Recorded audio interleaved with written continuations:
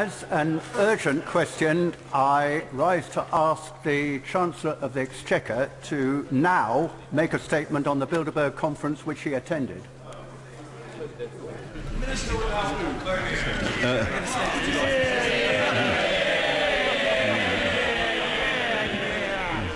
Mr. Speaker, this is the first occasion for me, as I've never previously answered a question in the House of Commons on behalf of a private organisation for which the government has no responsibility.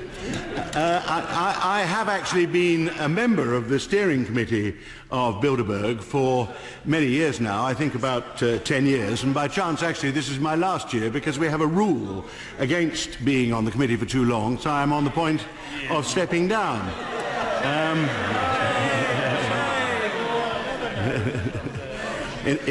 Others are timeless with no rules at all, but this particular role I have now reached the end of my allotted span. The Bilderberg organisation exists for the purpose of holding meetings once a year in various countries. It exists for no other purpose, and this year the meeting was held at a large hotel near Watford in Hertfordshire. I didn't receive adequate notice of this question as it happens, because I wasn't found in time to put to hand the list of those who participated and the agenda which we discussed, but we always circulate those before the meeting and they're readily available, and I can certainly put any honourable member in touch with a source of the list of those who took part. Each year we invite something over 100 people. It was about 140 this year, drawn from both sides of the Atlantic, from Europe, including Turkey, and from the United States and Canada. The people who attend are drawn from the worlds of government, politics, academia, defence, journalism. We all attend the people who attend change slightly each year. There's a core of those who regularly attend. Different people come. Well, I'm trying to guess at what on earth people are asking a parliamentary question about this for and what they're interested in. All the people who attend as individuals. We invite people as individuals. Nobody attends representing any particular organisation to which they might belong. And a very interesting 2 or 3 days take place in which we have discussions on matters of public affairs. There's a very wide range of experience, a very wide range of political opinion represented, and I always find it greatly adds to the depth of my understanding of what is being talked about and contemplated in many parts of the States and in Europe as well. And it's one of many political gatherings I attend from time to time as part of the background to my activities. And if the honourable member for Oldham finds something deeply disturbing in all this, I would only advise that he finds different people to exchange tweets with on his internet. And perhaps the House might be allowed to return to some matter of rather or real public interest in which this House of Commons has a role to play. Mr. Michael Meacher. I thank the right honourable gentleman for that filibuster. The Bilderberg conference comprises about 130 of the world's, or Western world's, top decision makers from the banks, the multinational companies, the EU Commission. I'm coming to the politicians, also from WTO, IMF, World Bank, and of course leading politicians from the US, Canada, Eurozone and the UK. And I think, though they were clearly discussing some of the biggest issues confronting the Western economies at this time, why have we had no statement either from the Prime Minister or from the Chancellor or indeed from the Minister without portfolio, all of whom attended in an official capacity? Why did they offer no statement, even though such decisions may well have a significant effect on UK government policy or the livelihood of future UK citizens? It is said by some, and indeed by the right honourable gentleman, that Bilderberg is a conspiracy. Of course it's not a conspiracy. But at the same time, 130 of the world's top decision makers don't travel thousands of miles simply for a cosy chat. They have come here in order to concert their plans to deal with a particularly awkward stage in Western capitalism, and as such, we, the public, are entitled to ask some questions and to hold them to account. The Prime Minister said in 2010, and I quote his words, "For too long those in power make decisions behind closed doors and denied people the power to hold them to account. This coalition is driving a wrecking ball through that culture, and it's called transparency." And the Chancellor himself announced his commitment in 2010, and I quote again, "to the most radical transparency agenda the country has ever seen." So why is there no transparency about a very crucial meeting that could affect us all? Finally, can he explain how the Prime Minister, at the start of last week, can announce a crackdown on corruption and lack of transparency amongst lobbyists, and then he and the Chancellor, by the end of the week, are insisting that the largest and most powerful lobbyist group in the Western Hemisphere, an anti-democratic cabal if ever there was one, should operate in conditions of utter blackout and complete secrecy? The Bilderberg meeting does not take any decisions. It doesn't have any resolutions. We couldn't possibly reach decisions because of the range of opinions actually represented there. It is purely a Chatham House rules discussion between the people he describes. And amongst those there, the Shadow Chancellor was there, Peter Mandelson was there, Prime Minister was there, Chancellor of the Exchequer was there.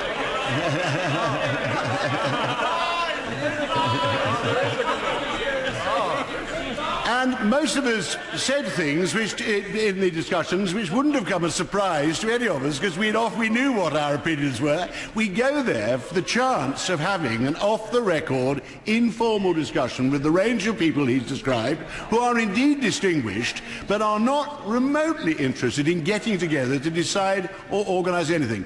If the Honourable Member actually would like to have an invitation, that's what really lies behind, then I will take his own distinguished claims on participation of the group carefully into account, though I will, of course, consult the Shadow Chancellor before taking this a step further. But this really, with the greatest respect, is total, utter nonsense. And I would normally regard the Honourable Member as not the sort of person to be taken in by this sort of rubbish. We all take part in lots of political and other discussions as private individuals on Chatham House rules where we do not expect everybody to go out giving a version of what we've just said. Nobody alters their opinions when we're there. On transparency, this government is by a street the most transparent government that I have ever been in. But we can only be transparent for those things for which the government has responsibility, and what we're doing as a government. The Minister without portfolio said rather prosaically, I thought, that Peter Mandelson was there. I assume he was referring to no less a figure than Lord Mandelson of Foy. I think that's the person he had in mind. It wasn't, Mr. Speaker. We all attend extremely informally. We're not there in any capacity. Yes, I do. Order! The Minister can resume his seat. Peter Mandelson can resume his seat. And nobody in the House has a better sense of humour than the Right Honourable and Learned Gentleman. I had thought that he realised I was gently teasing him. Sir Tony Baldry. Isn't it rather cruel to oblige the Prime Minister to have to spend a weekend with Lord Mandelson Foy and the Shadow Chancellor? And did anyone who was at the Bilderberg conference go away any wiser as to how the Labour Party, if they were to win the next general election, was going to square the circle of how they're going to manage to tackle the deficit? Well, I can only hope they were, but Chatham House rules prevent me offering any further opinion on that question. Mr. Red Balls. Mr. Speaker, the idea of the Lord Mandelson attending any meeting informally is not something which I've ever experienced, but as one of the British parliamentarians who attended the weekend meeting in Watford, alongside the Prime Minister, the Chancellor, Lord Mandelson, Baroness Williams and the Right Honourable Gentleman himself, can I ask the Minister without portfolio, does he agree with me it's important that government ministers and shadow ministers meet regularly to discuss important issues with fellow government ministers, opposition politicians, academics, journalists and business leaders from around the world? Can he confirm over the last 60 years the annual Bilderberg meeting has been properly attended by Prime Ministers, Chancellors and Shadow Ministers from all sides of this House, including Lord Healey, Lord Ashdown and the late John Smith? Does he agree that it's a welcome development that the Bilderberg Group now publishes a list of all those who attend and the topics that are discussed? Does he agree with me that the list of topics discussed this weekend, can the US and Europe grow faster and create more jobs, the challenge of Africa, trends in medical research and developments in the Middle East are all vital issues which every government and opposition must grapple with for the benefit of all citizens? And could I finally say, Mr. Speaker, we fully understand that it is because the Minister without portfolio is a member of the Bilderberg steering group that he is well qualified today to answer this question, which was asked to the Chancellor for that reason and not for his economic expertise. If, on the other hand, the Minister without portfolio were to stand in at the next Treasury questions, then we and all conspiracy theorists would then rightly be concerned.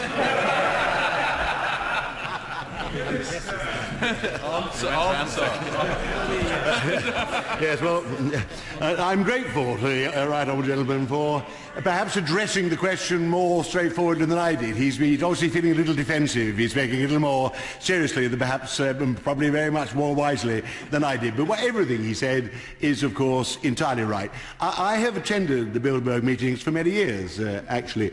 And the only reason I attend them is I come away with, I think, my own understanding of political and economic problems in various parts of the world actually improved by the opportunity to have an informal weekend with people of the kind who come and discussing things with, amongst other people, the Shadow Chancellor in a completely off-the-record informal way is also of considerable value, but I'm sure he agrees we derive a great deal from it and we hope it actually improves our contribution to debate here eventually as well. Mr. Mark Reckless. Our honourable friend, the member for Penrith and the Border, was previously invited to a Bilderberg conference, and I wonder if the Minister, as a member of the steering committee, if he could tell us why he's been dropped. Has he done something wrong? No, there's every year about half those participating have never been before, and quite a lot of people only come for one meeting. The number of people who come every year is comparatively small. There's a kind of core of which, for some extraordinary reason, I have become one of those over about the last decade. The honourable member for, my honourable friend, the member for Penrith the Border, made a most distinguished contribution, but he should not be disappointed that he wasn't invited next year. The British Committee were actually trying to bring a rising star of a younger generation in, because one of the whole points is we do not want the whole thing to become an ageing establishment of people who used to be something important in government. I have no doubt that one day they will implore my right honourable friend to attend again, but I can't guarantee when that will be. Mr. Dennis Skinner. Have you been, Dennis? Have you been there, Dennis? I wouldn't be seen dead with them. How come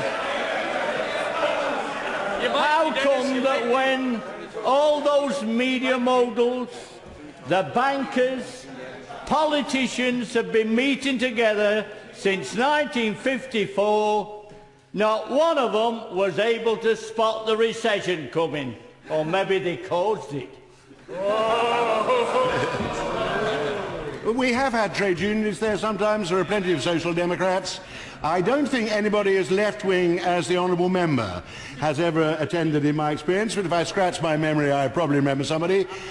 Obviously the honourable member forecasts with absolute precision the course of the forthcoming collapse of capitalism in 2007. In that respect, I do agree his foresight was rather better than that of most pundits. We continue to meet in the hope that next time we'll see it coming with slightly more clarity. Mr. John Redwood. As many UKIP voters fear that the Bilderberg Group is a plot to promote more unaccountable European government, could my right honourable friend give them any reassurance or suggestion as to why they may be wrong in that thought? Well, nowadays we get accused of plots to overthrow to establish a government of the world, to poison the local water courses, to plan an invasion of the United States of America.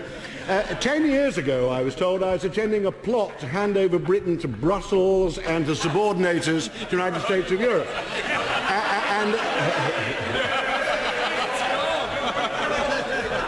The next instalment of the plot comes later. But I used then to point out that a fellow member of the steering committee was Mr. Conrad Black. And in private as in public, Mr. Conrad Black was not in favour of handing anything over to Brussels and wasn't in any way furthering this cause. I regret to say that Mr. Black is the only member who ever attended, I recall, who has since had the misfortune to be sentenced to a sentence of imprisonment, whereupon he has withdrawn from the Bilderberg meetings. But I assure my right honourable friend, there is the full range of opinion from left to right pretty well represented at Bilderberg from across Western Europe. That in itself shows that the idea we're furthering any kind of agenda is absolute nonsense. If I was plotting to do anything, I would not actually assemble that particular group of people because you would never agree on an object. Watson. Can the Minister confirm he declared his trusteeship of the body that funds the conference to his permanent secretary when he was appointed by the Prime Minister? I congratulate the honourable member. I am looking that up because I had forgotten that I am actually a member of a steering committee. When we were hosting at Watford, I discovered I was actually, amongst other things, I'm a trustee of the British steering group, so I am checking with the aid of my constituency secretary whether I ever put that in. Did I assure the honourable member I had completely forgotten that it was set up on that basis long before the rules were established. The trustees have never met as trustees. All I actually do is sit as a member of a committee and help to play my part in the organisation of a meeting, and that's all I've ever done. Mr. Redwood Lee. We've had a bit of fun today, and indeed, who would want to spend a weekend of irredeemable tediousness with a bunch of establishment toffs discussing the world economics?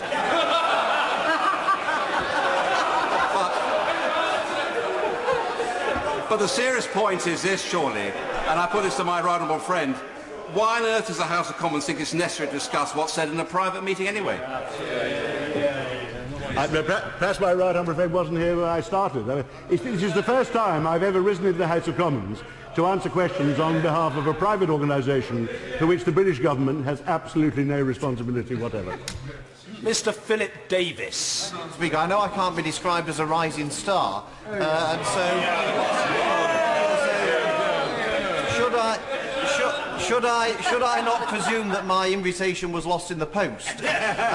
But can the Minister explain to us whether or not, either formally or informally, he took the opportunity whilst there to discuss his campaign to keep the UK within the European Union, and which members of the European Union were actually at this particular conference?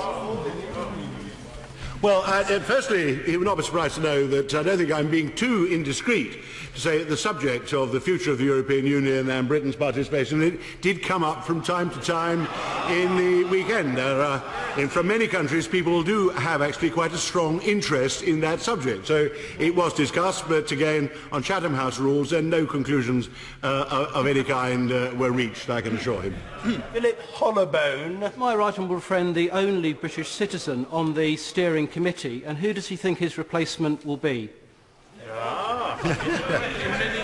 No, the other members at the moment are John Kerr and Marcus Aegis, and I don't know who my successor will be.